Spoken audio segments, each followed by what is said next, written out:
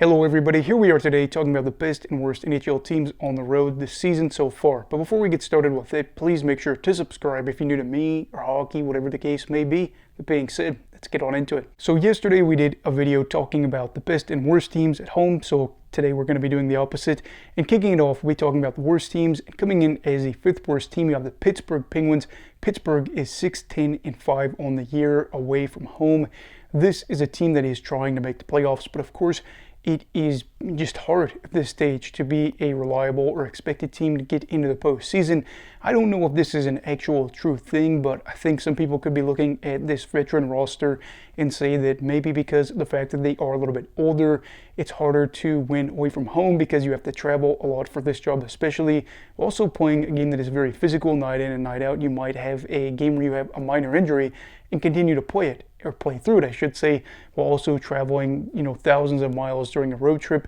And then, of course, too, when you factor in that they played so many games, the wear and tear on the body, you start to wonder if Pittsburgh misses the playoffs and has a really abysmal road record this year, if people would say, oh, the old guys just can't travel. Now, coming in on the opposite end of this, in terms of youth, you have the Columbus Blue Jackets, which are a worse team on the road. They are 6-12-3, but I think the argument here could be more about a young team trying to figure out how to win away from home. You will hear that narrative a lot, not only in hockey, but other sports as well, too.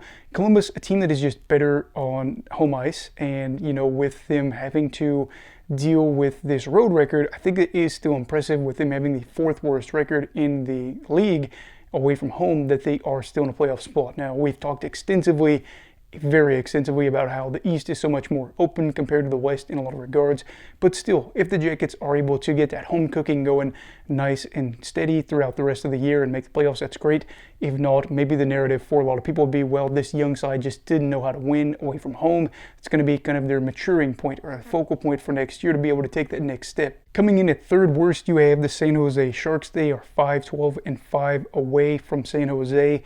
This team is, again, also one of those sides that's been really bad, and they were part of the worst home teams in this season so far in terms of points percentage. So to be bottom five in both of these categories is tough, but I think in this situation, San Jose is not really focused on wins right now. They are focused on trying to become what they've never been before, a Stanley Cup champion. So Rome wasn't built in a day. San Jose certainly is got a while before they're going to be in a spot to compete for a Stanley Cup. And so right now they are kind of taking those lumps and bruises as they are, just struggling through the course of an 82-game schedule. I don't think that it's necessarily bad to be worse away from home in regards to this, because your fans have a better opportunity to see more wins when you are home. But still, there's not a lot of W's going either way for this team. Now, coming in at number 2 is surprisingly/unsurprisingly the Nashville Predators, 5-15-4 on the season away from Nashville. This team has been a disappointment in so many ways. They had a very brief period where they kind of put things together-ish for about 10 games, but even still, you realize that it is probably too little too late for Nashville. They would need a big run and then a lot of help probably to get into the playoff picture. And I just don't really know if that's going to happen for them. This is really tough because you wonder, do they roll the dice next season and see how things go? Or do they say that in the offseason we need to have a major teardown? I don't know, but one thing I can say is when they are away from home, they're not really picking up a lot of wins. It's not like they're picking up a crazy amount there either, but 5 wins in 24 games for Nashville when they're traveling is not great. And for a team that we expected so much more out of, this is really just unsettling to see them be nearly worst in the league. And coming in as the worst team in the league in terms of away games, you have the Chicago Blackhawks. They are 5-15-2. They have a lower points percentage because, of course, they have not got those losers points like Nashville was able to go out there and do. They played less games, obviously, but for Chicago, again, like San Jose, a team that was in the video yesterday, is one of the worst sides at home. Away, it's not much of a different story. This year has been some ways frustrating, some ways good. I think a lot of that frustration is just more of we're tired of losing, when are things finally going to get turned around, instead of, oh, this year especially we are frustrated because we knew they weren't going to be a side that was going to be competing this year. But at the same time, too, I'd imagine for Hawks fans compared to San Jose fans, the frustration is bigger mainly because of the fact that they won 3 Stanley Cups in the 2010s, whereas San Jose, while they had a couple of good runs, made it to the Stanley Cup final, and then, of course, made it to the Western Conference final on multiple occasions in that regard, they never won a cup, whereas Chicago fans got spoiled in a very short amount of time with a lot of runs, not only to the Stanley Cup Final, but the Western Conference Final in the years that they didn't even make it to the Stanley Cup Final. So Chicago, rough year this year. We'll see how things go next year, but again, probably going to be a little bit. So then coming in as the 5th best team on the road is the Edmonton Oilers. So Edmonton 12-6-2. This is really, really exciting, I think, because of what we talked about in yesterday's video, if you want to go check that out, but talking about how LA, one of the strongest sides at home this season, these two probably are going to have another matchup in the first round for a 4th straight year. Edmonton needing to be a good team on the road, possibly playing, again, one of the best sides in the league at home in LA, could pose for a great series here. I don't exactly know what's going to happen once we get there. You know, I think it's kind of easy to say Edmonton for a 4th straight year just because of what we've seen in the first 3 years, but it should still be an entertaining series. I know in recent years, I think it's kind of gone down on how Edmonton's been able to win faster, but I don't think this is necessarily the case this year. But for the Oilers, a team that's probably going to need to be able to win on the road in many points over the course of the postseason as possibly a 3 seed, not really a bad thing to be able to say you're good away from home. And then coming in at number 4, you have the Vegas Golden Knights. They are 11-5-3 for the course of the year. They were a team that was in the top 5 best at home this season, so that is fantastic for them. Scary good year possibly for the Golden Knights, as they are a side that could compete for the President's Trophy if they were able to just kind of continue chugging along, win at home, find a way to win on the road.